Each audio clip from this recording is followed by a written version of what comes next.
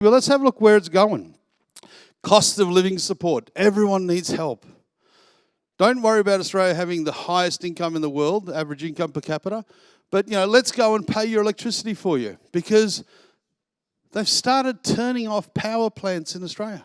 We have these beautiful facilities, and they say, oh, turn it off, and then there'll be less energy. We can charge more because we'll tell them we don't have enough. And the government says, in their infinite wisdom, they say, instead of doing option A, which is turn that on, and so that guy can have his air conditioning running. They go, we'll pay you more so that guy pays less. Turn the machine on. But no, they're going to give this $500, not to you, but to the company that's charging you money. Because if they gave it to you, it would still be impacted on inflation. But if they give it to the company, it doesn't show up on inflation, and it makes it look deflationary. But it's still money. That doesn't make sense to me, but it's a good trick.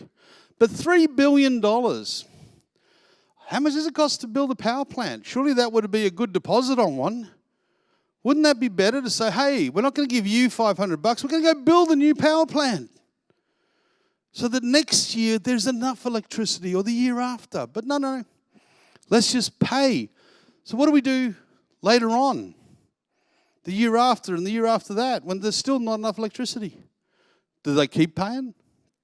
How does it magically come cheaper?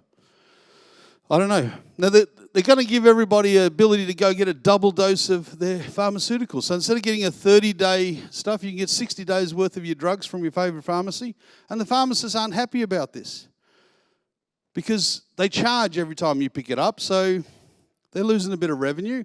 But I'm told that the main reason they're unhappy is because they like to look you in the eye if you're getting some sort of stuff and say, are you still healthy?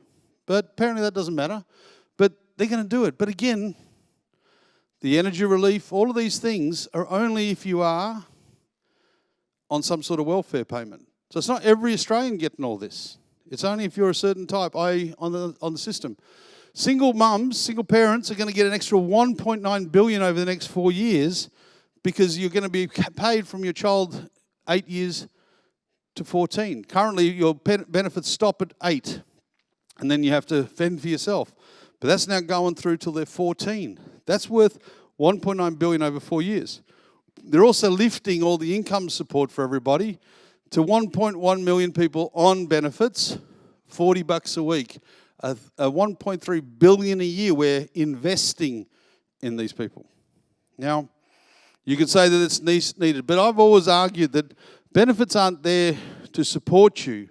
They're there to help you survive between a job. And we're at full employment. There's lots of jobs in Australia, high-paid jobs. But some people choose that that's not good. And a lot of them, because the benefits are so good now, it's not worth their while to go get a decent job on good money, because if they earn over $1,000 a week, they start losing all of their benefits, housing allowances, all sorts of stuff.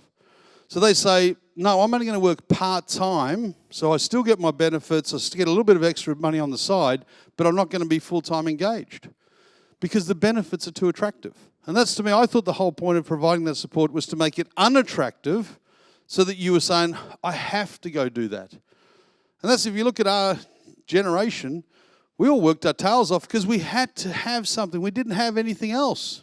Singaporeans don't get any benefits, so you've got to go to work or starve. 2 choices. Not in Australia, there's a third one. Stay at home. But this is huge. $40 a fortnight they're going to get extra. And if you are, and these are the hard battlers in my mind, if you are unemployed over 55, it is genuinely harder to get a job. You normally get extra benefits in transit to pension. They're going to now get them from 55. So I don't have a problem with that one so much.